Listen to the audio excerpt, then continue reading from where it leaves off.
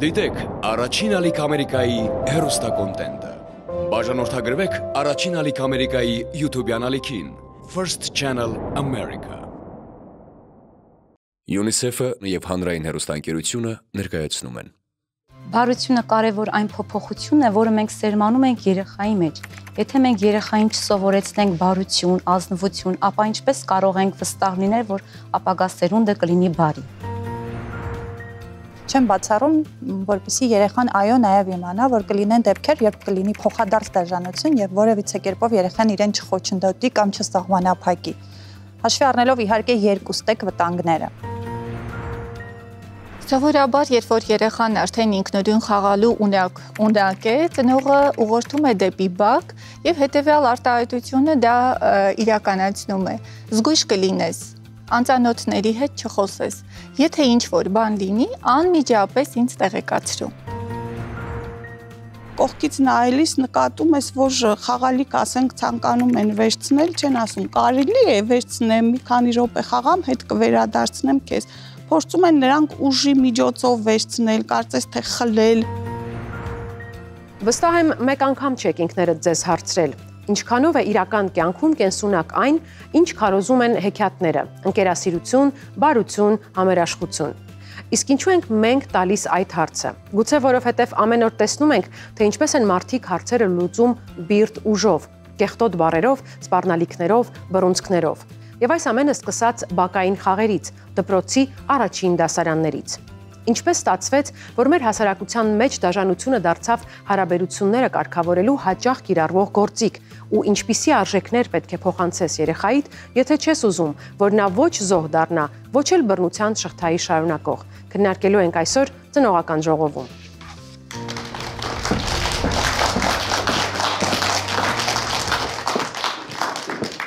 Բարև ձեզ, հարգելի ծնողներ։ Բարև ձեզ։ Շնորհակալություն, որ ընդունել եք մեր հրավերը։ Այսօր խոսելու ենք մի երևույթի մասին, որը բնորոշ է երեխաներին։ Խոսքը դաժանության մասին է, կոչում ենք այս երևույթը համապատասխան բառով, անվանում ենք բուլինգ, մանկական դաժանությունն ու թիրախավորումը։ Բայց փորձենք նախ հասկանալ, որ միջավայրերում եք ամենից հաճախ հանդիպում մանկական դաժանության դրսևորումներ։ Նոր նախընտրեմ ձեզ հետ սկսենք։ Ես երևի թե ավելի հաճախ դպրոցի մասին կխոսեմ, որովհետև դպրոցում եմ նկատում այդ։ Մենք հանդիպել ենք նման երևույթի, որի միջով անցել ենք եւ այո, կարող եմ փաստել, որ բուլինգ միշտ եղել է, նույնիսկ այն տարիներին, երբ որ մենք էինք դպրոցականներ, սակայն հիմա ձևավորվել է ոչ միայն տերմինը, այլ նաեւ ավելի հստակ ձևավորվել են ազդեցության մեխանիզմները, ծաղրանքի գործիքները։ Ուզում եմ ձեր մանկավարժական փորձին գալ, դիտարկելով դասարանը, արդյոք կարող ենք ասել, որ սա հասարակության փոքրիկ մոդել է։ Ինչ դերակատարներ եք տեսնում դասարանում եւ որքանով կարող եք նմանեցնել հասարակությանն առհասարակ։ Դասարանում առկա է նման խնդիրներ, տեսնում ես տարբեր սոցիալական խավի երեխաների եւ նրանցից մեկը ուզում է բռնի ուժով դիրանալ այն ամենին ինքը ինչ ցանկանում է, բայց մենք մանկավարժները սովորեցնում ենք, որ բռնի ուժով պետք չէ, պետք է անմիջապես խոսքով, հասկացնելով, բացատրելով, նաեւ փոխզիջմամբ այդ հարցը կարգավորել։ Եվ դասարաններում այո առկա է այդ խնդիրը։ Գարնա, հետաքրքիր է ունեք արդյոք այսպիսի մի դիտարկում, թե որտեղից այդ անփորձ մաքուր արարածը փոքրիկ երեխան ունի իր մեջ դաժանության սերմեր, որտեղից է գալիս, ինչ եք կարծում։ Շատ եմ բախվել այդ իրականության, այդ խնդիրներին, շատ եմ խորհել, եթե անկեղծ, դրա պատճառները բազմապիսի են, բազմաթիվ են, բայց հիմնականում ինձ թվում է ընտանիքից է գալիս։ Եթե ընտանիքում անառողջ մթնոլորտ է լինում, խժդժություններ են լինում, երբեմն տարաձայնություններ, երբեմն վեճեր, ապա որքան էլ փորձեն ծնողները քողարկել, այնուամենայնիվ երեխան զգում է, հասկանում է այդ ամենը մոր տրամադրությունից եւ այլն, եւ դա երեխայի հոգեբանության վրա այսպես թե այնպես անպայման ազդում է եւ նստվածք է տալիս։ Հնչեց կարծիք, որ հիմնականում այդեն երեխաներն են, ովքեր դաժանության միջով են անցնում։ Ցավոք սրտի միշտ այդպես չէ, երբեմն այն երեխաները, ում որ շատ սիրում են, ընդգծում են առավելությունները, շատ հաճախ հիմա այդ երեխաներն են, որ իրենց թույլ են տալիս, ընտանիքում լինելով շատ սիրված առավելությունները նշված, իրենց առավելությունները պարտադիր դրսևորել նաև հասարակության այն շերտում, որը համարվում է հանրային, այսինքն դասարանում։ Դասընկերները երբ որ մի հարց են ունենում միմյանց հետ քննարկելու, տանը սովորեցնում են նախապես երեխային, եթե քեզ վնասեն, ապա դու հարվածիր։ Այսինքն դպրոց, ուսուցիչ, ծնող հարաբերությունը կարծում եմ այդքան էլ ամուր չէ, որովհետև եթե դպրոցում երեխային սովորեցնում են խոսքով, տանը ասում են բռունցքով, երեխայի մոտ առաջանում է երկմտանք կարծիք։ Այս երկու հեղինակություններից ուսուցիչ եւ ծնող ումը լսեմ։ Հետևաբար, քանի որ ծնողի հետ շատ է լինում տանը, մտածում է, որ ծնողը ճիշտ է եւ իր հարցերը լուծում է բռունցքի միջոցով։ Այն պահից, երբ երեխան առաջին քայլերն է անում տանից դուրս, ծնողները կամաց գիտակցում են, որ չեն կարող միշտ լինել նրա կողքին։ Երեխային պետք է սովորեցնել պաշտպանել իր սահմանները։ Ու ամեն մեկը անում է դա իր ձևով։ Հասակակիցների հետ կոնֆլիկտները լուծելու ինչ խորհուրդներ են տալիս հայ ծնողներն իրենց երեխաներին։ Այս հարցով մոտեցել ենք մեր երկրի տարբեր բնակավայրերում ապրող մի խումբ մարդկանց։ Ամեն մեկին խնդրել ենք նշել գոնե 3-ը։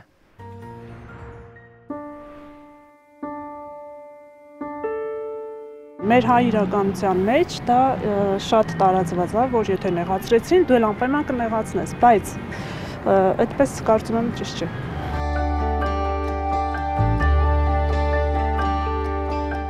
Նայ ծնող կա ասում է, եթե քեզ մի հատ խփում են, 5 հատ խփի, ծնող էլ կա ասում է, չի կարելի, վերջը դուք իրար հետ եք ապրում, իրար հետ եք սովորում, իրար հետ եք դպրոց գնում, հաշտության եզրեր պետք է գտնեք, ոչ թե կռվով, այլ խոսքով։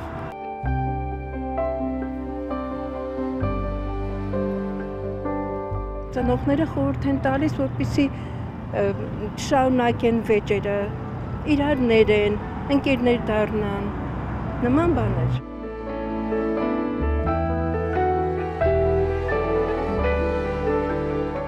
Կամ ասում են դու էլ հարվածիր, կամ հետևելով Աստվածաշնչին ասում են մյուս այտդ էլ դեմ տուր, կամ սովորաբար ասում են հետ քաշվիր ու ոչինչ մի ասա։ Կոնկրետ ես առաջարկում եմ լեզու գտնել, հանդուրժ ժողովրդություն լինի, ագրեսիա չլինի, դա է իմ խորհուրդը։ Բայց հիմնականում ասում են, եթե հարվածել է դու էլ հարվածիր, եթե ասել է դու էլ ասա, հանդուրժ ժողովրդություն չկա։ Ես ասեմ իմ խորհուրդները, եթե դու կռիվը չես սկսել, դու պիտի վերջացնես, եթե դու ես սկսել, ուրեմն քո հետ ես հարցեր ունեմ, ինչ ես սկսել, էլ ինչ խորհուրդ կարելի է տալ, ցանկացած հարց լուծվում է խոսելու միջոցով, պետք չի ֆիզիկական ուժ կիրառել։ Կարևորը չսադրել այդ իրավիճակը, մի քիչ անտեսել եւ երեխայից շփվել, բացատրել են փաստը, որ վիճաբանությունը երբեք լավ բանի չի բերի։ Ավելի շատ սադրում են, ավելի շատ վատն է սերմանում բալիկների մեջ ու ավելի շատ դրդում են, որ իրենց բալիկը ավելի չար մեծանա, ավելի նեգատիվով իր մեջ նեգատիվն է սերմանում, որ ինքը ավելի վատ է լինի։ Եթե ցավեցնում են, դու ավելի վատ ձևով իրեն արա, բայց այդ շատ սխալ է։ Կան ընտանիքներ, որտեղ ավելի շատ սերմանում են ագրեսիան, ինքնապաշտպանությունը ագրեսիայի ձևով են դրսևորում երեխաների մեջ։ Ես իմ երեխաներին դաստիարակում եմ, որպեսզի իրենք լինեն ներողամիտ ու մեր արդյունքը ավելի լավն է։ Հիմնականում պաշտպանվելու, կարծում եմ նաև չխեղճանալու, արդարությունը պահելու խորհուրդներ են ավելի շատ տալիս։ Կան ծնողներ, ովքեր խիստ բան են անում, որ հավասարին հավասար պատասխանել, կան ծնողներ, որ խորհուրդ են տալիս ավելի զուսպ մնալ, բայց մեր պարագայում մենք աշխատում ենք ընդհանրապես չխառնվել։ Երևի թե առաջին հերթին ինքդ քեզ պաշտպանիր, մի խեղճացիր, այդպես է դրան կարող եմ ասել այս բան։ Մենք մեր համաքաղաքացիներին մոտեցանք հարցով, որը թույլ տվեց շոշափել խնդրի մակերեսը։ Հիմա փորձենք մի փոքր խորանալ։ Մեզ կօգնի հոգեբան Թագուհի Մակարյանը։ Բարև ձեզ, Թագուհի։ Որոշ ծնողներ, անկեղծ խոստովանեմ, այդ թվում նաև ես, մտավախություն ունենք, որ երեխային շատ խաղաղասեր, ներդաշնակ, շատ զուսպ ու բարի մեծացնելով,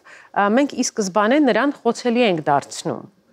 Ինչ անենք, եթե մենք ունենք այն պատկերացումը, որ աշխարհն ապրիորի վտանգներով է լեցուն, իսկ երեխան իր բնույթով կամ գուցե նաև մեր դաստիարակության մոդելից ելնելով չի համապատասխանում իրեն շրջապատող աշխարհի դաժան ագրեսիվ բնույթին։ Այսպես թե այնպես երեխայի կյանքում անհամապատասխանություններ իր գլխում ձևավորված մոդելների եւ այդ մոդելների բախման միջև իրական կյանքի կարող են լինել։ Եվ մեր դերը այստեղ նրանում է, որպեսզի երբ որ երեխան կիսվում է իր ոչ առողջ փոխհարաբերությունների հետ կապված ինֆորմացիայով, շատ կարևոր է, որ մենք խրախուսենք նախ երեխային նրա համար, որ ինքը խոսում է հիմա դրա մասին, արտահայտում է տեղի ունեցածի հետ կապված իր անորոշության եւ բարկության նաեւ զգացումը եւ միասին քննարկենք այ հետեւյալ X իրավիճակի համար արի միասին փորձենք ինչ լուծումներ կարող ենք գտնել եւ երեխայի հետ քննարկել տարբերակներ։ Իդեպ ընդունված է, երբ որ մենք ավելի փոքր տարիքի երեխաների հետ, օրինակ նախադպրոցական տարիքի երեխաների հետ խաղարկում ենք այդ իրավիճակները։ Մասնավորապես փոքրիկները, երբ որ իրենց դժվար է տեղի ունեցածը վերբալիզացնել, բառերով արտահայտել իրենց զգացումները, շատ ընդունված տարբերակ է, երբ որ ծնողը երեխայի հետ խաղային իրավիճակ է ստեղծում կամ միանում է արդեն իսկ երեխայի խաղային սցենարին, վերցնում է իր վրա դեր եւ սկսում են միասին խաղարկել այդ դերը։ Դա հնարավորություն է տալիս ծնողին տեղեկանալու ընդհանրապես ինչ է կատարվում երեխայի կյանքում, մանկապարտեզային կյանքում, ինչպես է նա լուծում իր խնդիրները, ինչպես է նա կոնֆլիկտային հարաբերություններում կարողանում լուծումներ գտնել եւ միանալով ստանձնելով որոշակի դեր եւ իդեպ այս դերը կարող է լինել մանկապարտեզի խաղընկերներից մեկի անունը կրելով կամ որևէ այլ կենդանի խաղարկելով եւ որովհետեւ գիտենք, որ խաղային միջավայրում երեխան ավելի ապահով է եւ ավելի ազատ է սեփական, նույնիսկ բացասական զգացումների մասին խոսում թեկուզ մեկ այլ հերոսի անունից։ Եվ խաղային գործընթացը կառուցել այնպես, որպեսզի երեխային տրվի հնարավոր լուծումներ։ Այ երբ որ Աշոտիկը այսպես վարվեց, հիմա ինչ է անում Արմանը։ Հիմա դու Արմանն ես, խնդրեմ, ինչ է ուզում անի Արման։ Այսինքն այս տեսակ խաղային իրավիճակներում մենք դրդում ենք երեխային ապահով միջավայրում, ապահով տարածքում իր լուծումները գտնի ինքնապաշտպանության։ Եվ այսպես ինչից սկսել դաժանության դեմ պայքարը, որ մեր երեխաները ստիպված չլինեն ընտրել զոհի եւ բռնարարի միջև։ Առաջարկում եմ այս հարցի քննարկումը շարունակել ծնողների հետ, համեցեք։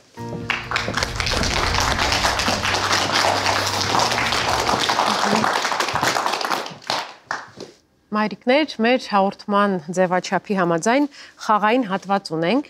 Մեր քննարկումը շարունակելու ենք խաղի տեսքով։ Ես պատրաստել եմ ծրարներ, խնդրում եմ փոխանցեք։ Այստեղ առանձնացված են ուղերձներ, որ ամենից հաճախ են հասցեագրվում ծնողների կողմից երեխաներին։ Ընթերցեք այս ուղերձները, արձագանքեք եւ հոգեբանը կառաջարկի մեզ այլընտրանքային ձևակերպումներ, որոնք ավելի ազդեցիկ ու գործուն են եւ պակաս վնասող։ Սկսենք Վարդուհի։ Կապ չունի ճիշտ ես թե սխալ, ասել ես, ուրեմն գնա միջև վերջ։ Այդպիսի կարծիք կա, չէ, մինչև չես սխալվում քո փորձի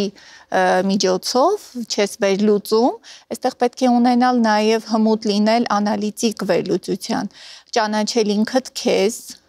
քո ուժեղ եւ թույլ կողմերը եւ նոր ասելիքդ տանել միջև վերջ եւ նաեւ ինչու՞ չէ փորձառություն ձեռք բերել, որ դու հաջորդիվ այդ քայլը, այլ օրինակ այս անգամ սխալվել ես, հաջորդիվ արդեն իսկ քեզանով անցնելով դու գնացիր միջև վերջ, բայց միջավայրում դու սխալ դուրս եկար, քեզ փորձ կտա, որ դու հաջորդիվ այդ սխալը չկրկնես։ Այստեղ ճիշտ եւ սխալ լինելու եւ միջև վերջ գնալու մասին է խոսքը։ Մեզանում շատ ընդունված է, որ պետք է պնդես քո տեսակետը ու երեխային մենք տալիս ենք այս ուղերձնու հաղորդագրությունը, սա արդյոք ճիշտ մոտեցում է, եթե ոչ, ինչով փոխարինենք այս ձևակերպումը։ Մենք այստեղ տեսնում ենք ծնող, ով ունի որոշակի հավակնություններ, գերակայություն ունենալու միտում եւ տեսնում ենք ինչպես այդ դիրքորոշումը տեղափոխում ձևավորում երեխայի մոտ, հա, եւ եթե փորձենք տրանսֆորմացնել այս միտքը, ապա մենք կարող ենք երեխային ասել այսպես. մեզանից յուրաքանչյուր այս կյանքում ունի սխալվելու իրավունք։ Եթե դու սխալվես, ոչինչ, նորից կարող ենք փորձել։ Եվ եթե ծնողը ինքը ի վիճակի է ընդունել սեփական սխալները, սեփական անձի այս կամ այն թույլ կողմը, հետեւաբար դա արդեն անուղղակի հրահանգ է երեխային, որ դու էլ կարող ես սխալվել եւ դրանով աշխարհը չի քանդվում։ Սխալվելու դեպքում պնդել, որ ես ճիշտ եմ, շատ կատեգորիկ է եւ շատ վտանգավոր։ Գայանա, եթե պատրաստ եք, ծանոթանանք ձեր ուղերձին եւ լսենք ձեր կարծիքը։ Եթե քեզանից ուժեղ է, խփիր ձեռքիդ ընկած որևէ բանով։ Բնականաբար շատ սխալ կասեի նախադասությունը իրավունք չունես երեխային վիրավորելու ցանկացած մարդու թեկուզ մեծահասակներին ելուր մնաց խփել մի որևէ բանով։ Երեխան իր սոցիալական վիճակից ելնելով, իր սեռից, չգիտեմ, ազգությունից բոլորն էլ հավասար իրավունքներ ունեն, հոգացության կարիք ունեն երեխաները, նեցուկ պաշտպան պետք է լինես։ Բայց եկեք անկեղծ լինենք, մեր հասարակության մեջ ամենատարածված ծնողական ուղերձը հենց դա է։ Քեզ խփում են, դու խփիր, մի բան էլ վերցրու, դու գլխին տուր։ Ձեզ կխնդրեմ ծնողներին բացատրել, ինչու այս ձևակերպումը, որը թվում է թե ազդեցիկն է, ամենապոպուլարն է, ինչու պետք է այն դուրս գա շրջանառությունից եւ մեր գիտակցությունից։ Մենք ասում ենք, որ բռնությունը ունի վերարտադրվելու հատկություն եւ այսօրվա բռնարարը երեկվա զոհն է։ Եվ այս ուղերձի մեջ մենք ականատես ենք բռնության խրախուսմանը, հա? Եվ մենք ականատես ենք այս ուղերձի մեջ նաև նրան, որ ծնողը ստեղծում է մրցակցային հարաբերություններ երեխայի եւ այլ երեխաների միջև, այսինքն խրախուսում է մրցակցությունը եւ ինչպես մեր հյուրը նշեց, չափելի է դարձնում ֆիզիկական ուժով, այսինքն մրցակցության մեջ է դնում երեխային այլ երեխաների հետ ֆիզիկական ուժով եւ միգուցե եւ խրախուսում է ֆիզիկական ուժի գիրառումը, այո։ Եվ եթե մենք ուզում ենք խոսել բռնության կանխարգելման կամ կոնֆլիկտային իրավիճակների հաղթահարման մասին, ամենակարևոր բանը, որ այսօր մեզանից յուրաքանչյուրից պահանջվում է, յուրաքանչյուր ծնողից, դա օգնել երեխային ունենալ արդյունավետ հաղորդակցման հմտություններ։ Արդյունավետ հաղորդակցման հմտությունները նրա համար են, որպեսզի երեխան կարողանա առողջ ձևով շրջանցել կոնֆլիկտը, որովհետև միշտ չի, որ մենք գիտենք կոնֆլիկտի ելքը, անկախ նրանից բռնարարն է թե զոհն է, այնուամենայնիվ մեզանից որևէ մեկը ապահովագրված չի շատ վտանգավոր կոնֆլիկտի ելք ունենալուց։ Հետևաբար մենք այսօր պետք է օգնենք երեխային ունենալու արդյունավետ հաղորդակցման հմտություններ, որպես նաև խուսափում կոնֆլիկտային իրավիճակից։ Տեսնենք ինչ իրավիճակ է Վարդուհու մոտ։ Ուսուցչիդ մի ասա, դու գործ տվող ես։ Հավանաբար այս գործողությունը կատարվել է դպրոցում, երեխան գնացել է տուն եւ ծնողին պատմել է, թե ինչ գործողություն է կատարվել, որից տեղյակ չէ ուսուցիչը։ Եվ ծնողները խորհուրդ են տվել, որ ուսուցչին մի ասա։ Կարծում եմ սա սխալ է, որպես ծնող գտնում եմ ուսուցիչը պետք է դասարանում կատարվելիք յուրաքանչյուր գործողությունը իմանա, բախումները կարողանա հարթել։ Ուռճացված նախադասությունը բառ է գործ տվողը։ Այսինքն քաջալերենք երեխային, որ ուսուցչի հետ խոսի կամ դպրոցի միջավայրում խնդիրը բարձրաձայնի։ Այստեղ մոտիվը շատ կարևոր է, որովհետև իրականում միտումը երեխայի որն է, փրկել մեկ այլ երեխայի, փրկել իրավիճակը, թե ձևանալ, որ ես ավելի լավն եմ, քան մյուսները։ Այստեղ շատ կարևոր է հասկանալ երեխայի միտումը ինչու՞մ է ընկած, որովհետև մենք գիտենք, որ մեր շրջապատող աշխարհում նաև կան երեխաներ, ովքեր պարբերաբար սովոր են ուսուցիչներին տեղեկացնել այս կամ այն երեխայի պայմանական սխալ արարքի մասին, որպեսզի ունենան գերակայություն ուսուցչի աչքերում, այսինքն ավելի լավը լինելու։ Եթե միտումը այդպիսինն է ու այդ միտումը խրախուսելը, բնականաբար այնքան էլ առողջ չէ, բայց եթե միտումը երեխայի ինչ-որ մեկի անվտանգության է առնչվում եւ սեփական անվտանգությանն է առնչվում, իհարկե յուրաքանչյուր երեխա ունի իրավունք իր տեսակետը արտահայտելու տեղի ունեցած երևույթի հանդեպ, բարձրաձայնելու խնդիրը։ Շատ լավ, Նոնա, ինչ տարբերակ է առաջարկվում ձեզ։ Շատ դիպուկ իրավիճակային մեծ եղբայր ունես, ես կամ ասա հարցերը կլուծենք։ Թերևս սա մեր ընտանեկան իրավիճակում շատ տիպիկ է, ես ունեմ ավագ որդի, ով նույն դպրոցում է սովորում աղջկաս հետ, մենք այս ճանապարհով չգնացինք, մենք ասացինք, որ իհարկե դու ունես մեզ, ընդ որում եղբայրը դպրոցում բավականին մեծ հեղինակություն է վայելում, բայց սա քո իրավիճակն է, մենք քեզ կարող ենք օգնել, որպեսզի ինքնուրույն հաղթահարես, որտեղ այսօր դպրոցում են, վաղը կարող են լինել կոլեկտիվում, աշխատանքում, այնպես որ կարծես թե օրինակն աշխատեց եւ իմ դուստերը գիտի, որ այո ինքը ունի մեզ, բայց իր իրավիճակը փորձեց հաղթահարել ինքնուրույն ու դրական լուծումներով։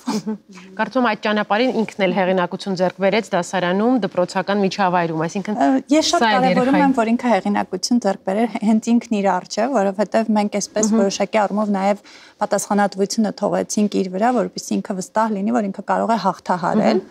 Իհարկե օգնեցինք, բայց օգնեցինք միայն տանը։ Այո, այդ ապահով միջավայրը դառնալը երեխայի համար անշուշտ շատ կարևոր է եւ ընդգծել, որ այո, դու ունես մեծ եղբայր եւ դու ունես մեծ քո ծնողներին, բայց կյանքի ցանկացած իրավիճակում միշտ չի, որ մենք քո կողքին ենք եւ կարող ենք քեզ աջակցել այս իրավիճակում լուծումներ գտնելու, դու միշտ կարող ես հենվել մեծ վրա, բայց ես վստահ եմ, որ դու ունես սա, որ այս որակները եւ դու կարող ես այս դժվար իրավիճակում քո լուծումը գտնել։ Ու ես պատրաստ եմ հիմա լսել, որ ինչպիսի լուծումներ ես դու հիմա փորձում ձեռնամուխ լինել իրականացնելու այս իրավիճակի համար։ Շնորհակալություն շատ։ Մի ուղերձել ինձ է բաժին հասել, ընթերցեմ եւ մեկնաբանենք։ Քեզ ոչ ոք չի կարող թելադրել ու ասել ինչ անես։ Դու ես որոշողը, դու ես ասողը։ Շատ ոչ կոմպրոմիսային եւ երկխոսության բոլորովին չմղող ձևակերպում է։ Իհարկե երեխան պետք է իր ուժերի հանդեպ թերահավատ չլինի, բայց նաև իմանա, որ շրջապատում մարդիկ, իր հասակակիցներն ու մեծահասակները նույնպես կարող են ճիշտ լինել եւ այս ձևակերպումը կարծում եմ միանգամից բացառում է, որ կոնֆլիկտում իրավացի է դիմացի կողմը եւ ոչ թե մեր երեխան։ Ինչ կարող ենք առաջարկել այս ձևակերպման փոխարեն։ Դու գիտես, որ քո կյանքում կան բազմաթիվ իրավիճակներ, որտեղ անշուշտ դու կարող ես ինքնուրույն որոշում կայացնել եւ բարձրաձայնել քո որոշման եւ քո տեսակետի մասին, բայց կան նաեւ իրավիճակներ, որտեղ որոշում կայացնողը դու ես եւ քո խնդիրն է համակերպվել այս իրավիճակի հետ եւ ունենալ նաեւ հնարավորություն ինչ որ իրավիճակներում չհամաձայնելու եւ թույլատրելի սահմանում եւ թույլատրելի ձևով ասել քո անհամաձայնության մասին տեղի ունեցող իրավիճակի հանդեպ։ Այսինքն երեխային շանս ենք տալիս համագործակցելու դիմացինի հետ, երկխոսության մեջ մտնելու եւ գտնելու կոնֆլիկտի եւ թույլատրելի ձևով արտահայտելու սեփական անհամաձայնությունը։ Շատ լավ։ Շնորհակալ եմ շատ Թագուհի, որ միացաք այսօր մեր ծնողական ժողովին, մենք շարունակում ենք։ Մենք երկար քննարկեցինք այս հարցը ծնողական ժողովի խմբագրությունում ու եկանք հայտարարի, որ միայն խոսքերը, ծնողների օրինակն ու քաղաքավարությունը երբեմն բավարար չեն։ Մանավանդ, որ կան բնությունից տեսակով ավելի բարդ, քնքուշ խաղաղ հոգիներ, որոնք մի փոքր այլ մոտեցում են պահանջում։ Ու գիտեք, կարծես թե գտել ենք մի հետաքրքրություն, որը կարող է հավասարապես օգտակար լինել թե բռնության գիծը բռնած, թե դրանից հեռու մնացող երեխաներին։ Խոսելու ենք արևելյան մարտարվեստների մասին։ Ծնողական ժողովին միացել է Հայաստանի կարատեի ազգային ֆեդերացիայի գլխավոր քարտուղար, կարատեի մարզիչ, մանկավարժ Կարեն Վարդանյանը։ Բարև ձեզ։ Բարև ձեզ։ Շնորհակալություն, որ ընդունել եք մեր հրավերը։ Ծնողները մշտապես ցանկանում են գտնել երեխայի համար խաղաղ, ապահով, ներդաշնակ միջավայր եւ շփման այնպիսի տիրույթ, որտեղ կա արժեքային համապատասխան համակարգ։ Եվ կարծեմ, հենց կարատեի մասին խոսելով եւ արևելյան մարտարվեստների, մենք ունենք այն համոզմունքը, որ այստեղ մարդիկ զարգացնում են ոչ միայն ֆիզիկական ուժը, այլև հոգեկան, հոգեվոր հավասարակշռությունը, ինչպես է դա հաջողվում անել հատկապես երեխաների հետ։ Կարատեի հիմքում հարգանքն է։ Հիմքում դրված է հարգանքը միմյանց նկատմամբ։ Եթե դուք հետևել եք մրցաշարերին, բոլոր մենամարտերը սկսվում են խոնարհումով, որից հետո մենամարտում են, մենամարտի ընթացքում միմյանց հարցնում են բազմաթիվ փոխադարձ հարվածներ։ Մենամարտի ավարտից նույնպես խոնարհվում են իրար։ Առանձին փակ միջավայր է մի ընտանիք, որտեղ գործում է այլ արժեհամակարգ։ Հիմա մենք խոսում ենք, որ բակերում կա բակային արժեհամակարգը, կա ենթամշակույթ, այստեղ ձևավորվում է այլ ենթամշակույթ, այլ համակարգ, որը հակադրվում է գործողին։ Նախ ինքը պահանջում է լիակատար իդեալական կարգապահություն։ Ու եթե երեխան փոքր ժամանակվանից հաճախում է, իր մեջ արդեն այդ կարգապահական նորմերը նստում են։ Կարատեի դասի ժամանակ աշակերտը լսում է ուսուցչի բոլոր հրահանգները, պարապմունքներ անց են կացվում խմբային, պարապմունքի ժամանակ աշակերտը իրավունք չունի զրուցել իր կողքինի հետ։ Իրավունք չունի հետը բերել հեռախոս եւ այլ պարագաներ, իրավունք չունի որևէ կերպ շեղվել իր պարապմունքը։ Այսինքն լիակատար կենտրոնացում է պահանջում։ Լիակատար կենտրոնացում է պահանջում, ինչը արդեն փոխում է մարդուն։ Դարձնում է ավելի հավասարակշռված, ավելի ինքնավստահ։ Եթե գալիս է կարատեի երեխա, ով ունի վարքագծի խնդիր, օրինակ շրջապատում չափից ավելի ագրեսիվ վարքագիծ ունի, ժամանակի ընթացքում ագրեսիան նվազում է, ինքը դառնում է հավասարակշռված։ Եվ նույնը հակառակը, եթե գալիս է երեխա, ով շրջապատում խեղճանում է, այդ հարցը լուծվում է բավականին տեսանելի ժամանակ։ Այսինքն ինքը դառնում է ավելի ինքնավստահ, ինքը սովորում է ինքնապաշտպանվել, հարկ եղած դեպքում կիրառել ինքնապաշտպանությունը, բայց միևնույն ժամանակ մենք ինչ ենք սովորացնում երեխաներին, որ փողոցում կռվի պետք է բռնվել միայն ծայրահեղ անհրաժեշտության դեպքում։ Այսինքն, եթե կա հնարավորություն հարցը լուծելու ոչ կռվի միջոցով, զրուցելով, ավելի քաղաքակիրթ ձևով, նախ եւ առաջ պետք է ընտրել այդ տարբերակը։ Միայն ծայրահեղ անհրաժեշտության դեպքում, երբ որ արդեն տեսնում եք, որ վտանգ է սպառնում ձեր առողջությանը, արդեն պետք է դիմել ֆիզիկական միջոցների, կիրառելով այն հնարքները, որոնք սովորում են, որոնք ամբրապնդում են, եւ այստեղ էլ կա մի հատ մեծ առավելություն։ Սպորտային կարատեն, որը մենք մարզում ենք, իր մեջ կա կոնտակտը վերահսկելու այսպիսի հասկացողություն։ Այսինքն, քանի որ մեր մենամարտերը գնահատման համակարգը միավորներով է, այսինքն հաղթանակը նոկաուտով չի տրվում։ Մարզիկները սովորում են իրենց հարվածի ուժգնությունը վերահսկել, այսինքն հարվածը հասցնել այն ուժգնության, որ դիմացինին չպատճառի կոտրվածք, չպատճառի ցնցում, չպատճառի վնասվածք։ Սա շատ լավ բան է, մարդը սովորում է ինքնապաշտպանվել, մարդը սովորում է մենամարտել, որը կարող է կիրառել ցանկացած իրավիճակում, միևնույն ժամանակ դիմացինին վնաս չպատճառելով։ Այսինքն վնասը ավելի շատ հոգեբանական է։ Մարզիկը ցույց է տալիս, երեխան ցույց է տալիս, որ ինքը կարող է, որ ինքը ուզում է, որ ինքը ուժեղ է, որ ինքը կարող է, որ ինքը կարող է անել շատ ուժեղ հարվածներ, որոնք թեկուզ այս պահին չեն դիպչում, բայց կարող են նաև դիպչել։ Ինչը արդեն դիմացինի մոտ փոխում է վերաբերմունքը տվյալ երեխայի հանդեպ։ Շատ հաճախ մարզիչը երեխայի կյանքի կարևոր դերակատարներից մեկն է, որովհետև վստահելի մեծահասակ է, որովհետև ուժի մարմնացում է, փորձառու է եւ նույնիսկ արևելյան մարտարվեստներում եւ շատ սպորտաձևերում ընդունված է անվանել վարպետ, ճիշտ է, այսինքն նշանակում է, այո, որը ճապոներեն նշանակում է ուսուցիչ։ Նշանակում է որոշակի կարգավիճակ, որի մեջ հասկանում ենք հարգանք, հավասարակշռություն եւ այն ամենն, ինչ արդեն ասացի։ Ենթադրում եմ, որ հաճախ այս հարգանքն ու այս վերաբերմունքը երեխայի կողմից բերում է անհատական զրույցների, այսինքն բացի նրանից, ինչ դուք կանեք որպես մարզիչ, որպես մարզիկ, վստահ եմ հաճախ զրուցում եք երեխաների հետ, որոնք են ձեր գլխավոր ուղերձները։ Այստեղ կա շատ մեծ կապվածություն։ Շատ անգամ երեխաների ծնողներն են ինձ զանգում եւ խնդրում, որ օրինակ կա այսինչ հարց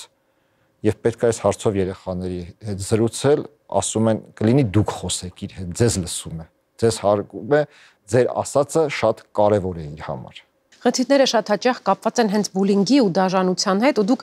հստակ տեսնում եք, թե որ երեխան է ագրեսիա իրագործող եւ որ երեխան է ագրեսիայի թիրախ դառնում։ Այս երկու խմբերին մասնավորապես ինչ եք ասում, ինչպես եք փորձում շտկել նրանց վարքագիծը։ Իրենք ընդունում են ընդհանուր գաղափարախոսությունը, որ մենք ունենք, այսինքն իրենք մտնում են այս արժե համակարգի մեջ, որը հակադրվում է իրենց շրջապատում եղած արժե համակարգին եւ ամեն ինչ գալիս է բալանսի։ Այսինքն ով որ ունի ագրեսիվ վարքագիծ եւ ով որ թույլ է ավելի գալիս բալանսավորվում։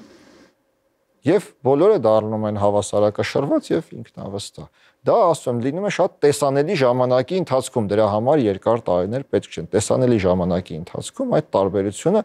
արդեն ակնհայտ է լինում։ Ես ընդհանրապես բոլորին անընդհատ ներարկում եմ ընդունված արժե համակարգը, որ մեր մարզաձևում, ինչպես նաեւ այլ արևելյան մարզաձևերում ընդունված է։ Սովորեցնում հարգել, մարդ պետք է հարգի ինքն իրեն եւ նաեւ հարգի իր ընկերներին, իր շրջապատին, բոլոր մարդկանց եւ նաեւ հակառակորդներին շատ կարեւոր է, որ պետք է կարողանալ հարգել հակառակորդին, որպեսզի հաղթել նրան։ Ինչ է կարծում արդյոք այս արժե համակարգը, այս կարեւոր հիմնասյուները երեխան կրելով կարող է նաեւ փոխանցել իր շրջապատին, իր միջավայրին խմբակից դուրս։ Դա արդեն կախված է նրանից, թե երեխան ինչպիսի ազդեցություն ունի իր շրջապատի վրա։ Եթե երեխան իր շրջապատում լիդերի դեր է կատարում, ինքը կարող է փոխանցել, այո, որովհետև գիտեք երեխաները տարբեր են։ Մեկը ունի այդ հատկությունները, օրինակ իր ընկերական շրջապատում ինքը գերիշխող է, մեկ ուրիշը չունի, եթե այդ հատկությունները ունի, անշուշտ ինքը կարող է եւ ենթագիտակցաբար նաեւ փոխանցում է, ինքն էլ է ուզում փոխանցել, ինքը ուզում է, որ իր ընկերները դառնան իր նման, իր ընկերները այսպես շարժվեն իր ընտրած գաղափարներով։ Ձեր նշած խնդիրների լուծումը իմ կարծիքով որն է, ես օրինակ կոչ կանեմ եւ խորհուրդ կտամ, ինքս էլ ծնող եմ, որպես ծնող, որպես մանկավարժ խորհուրդ կտամ բոլոր ծնողներին, որ իրենց երեխաներին փոքր տարիքից ուղարկեն սպորտի։ Ես հիմա չեմ այստեղ քարոզում, որ անպայման կարատեի ուղարկեք, կարող եք ուղարկել նաև այլ մարզաձև ընտրել։ Կարևորը դա լինի խմբային մարզաձև, կարևորը այնտեղ երեխաները սովորեն կարգապահության, որովհետև միայն սպորտային խմբերում են մարդիկ սովորում իդեալական կարգապահության, այլ միջավայրերում ցավոք դա հնարավոր չէ։ Շնորհակալ եմ շատ, որ միացաք այսօր ծնողական ժողովին եւ փոխանցեցիք կարևոր գաղափարներ ծնողների եւ երեխաների համար։ Ես ձեզ եմ շնորհակալ։ Եվ այսպես հարգելի ծնողներ, ամփոփելով մեր այսօրվա հանդիպումը մանկական դաշնության մասին, ես կցանկանայի լսել ձեր ուղերձները, այնինչ դուք կցանկանաք ասել ծնողներին, մեր հանրությանը, երեխաներին, մանկավարժներին, այն մարդկանց, ովքեր ձևավորում են մթնոլորտը իրենց փոքր միջավայրում եւ մեր հասարակության մեջ առհասարակ։ Խնդրեմ։ Մի ասացվածք կա իմ ճշմարտությունը, քո ճշմարտությունը եւ ճշմարտությունը։ Փոքր տարիքում վիճաբանությունները, առհասարակ կոնֆլիկտները փոքր են։ Երբ որ մեծանում են երեխաները, արդեն դառնում են մեծ։ Հասարակությանը հորդորում եմ խելամիտ լինեն, խոսեն իրենց բալիկների հետ, կա կոնֆլիկտների լուծման խաղաղ ճանապարհներ եւ կարողանան զերծ պահել բոլորին կոնֆլիկտներից։ Շնորհակալ եմ շատ։ Ըստ իս այստեղ դպրոցը կրթական հաստատություն լինի, ցանկացած կրթական հաստատություն պիտի ունենա մշակված ինստիտուտ, լինեն այդ գործիքամիջոցները իրականացնող պարբերաբար սեմինարների տեսքով, պարբերաբար փոխհամագործակցության տեսքով, լինեն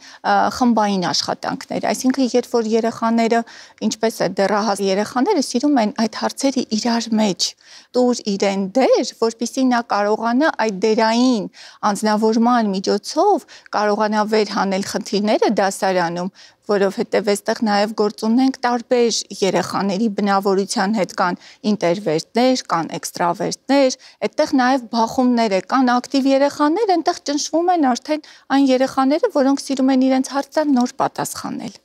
Դա էլ է ճնշում գործադրվում, այստեղ այդ ինստիտուտների դերը,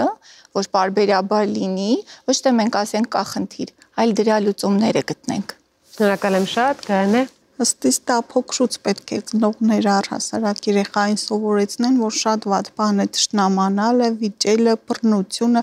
դա ազդում է ամեն ինչի վրա, թե հոգեբանության վրա, թե վախեր է առաջանում, պետք է ասել, որ ինչ որ դու ես անում, քեզ դա դուրս կգա, որ դիմացին էլ քեզ անի, բնականաբար ոչ, եւ այդպես պետք է առողջ մթնոլորտ, առողջ սերունդ ի վերջո ունենալ։ Կարծում եմ ծնողները պետք է սովորեցնեն եւ խելացի մարդն էլ երբեք թշնամիներ չպետք է ունենա, ըստիս պետք է այդ դրանով ուղղորդել երեխաներին։ Շնորհակալ եմ։ Տենդենսը շատ եմ նկատում, երբ որ երեխաներին ի սկզբանե սովորեցնում ենք կամ պատրաստում ենք թշնամիներ ունենալ, պաշտպանվել, ես կարծում եմ մենք հակառակը պետք է անենք, երեխային տանք մաքսիմալ շատ լույս, դա կլինի գիտելիքի տեսքով, դա կլինի սպորտի տեսքով, դա կլինի ինքնակրթման տարբեր ձևաչափերով եւ վստահ եմ ինքնաբավ մարդը կյանքի ցանկացած փուլում, երբ որ հանդիպի չարին, երբ որ հանդիպի թշնամուն, ինքն առավել ճիշտ կկարողանա օգտագործել այն գործիքակազմը, որը հասցրել է ծնողը տալ եւ խնդիրները կլուծվեն ավելի շատ բանավոր հաղորդակցության միջոցով, քան թե երբ որ ի սկզբանե պատրաստում ենք, որ այդ դրսում սև է եւ դրսում վատ է։ Իմ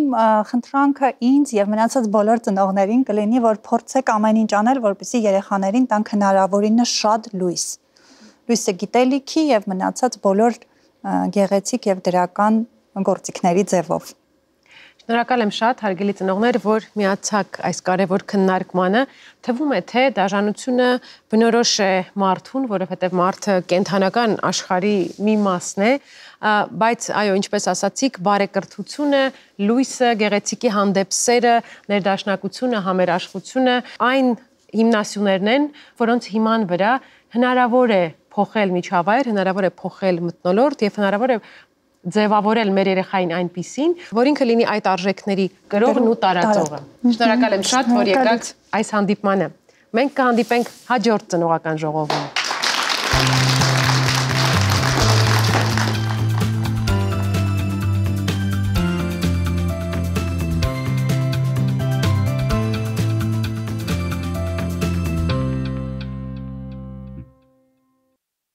Դիտեք Առաջին ալիք Ամերիկայի հեռուստակոնտենտը։ Բաժանորդագրվեք Առաջին ալիք Ամերիկայի YouTube-յան ալիքին First Channel America։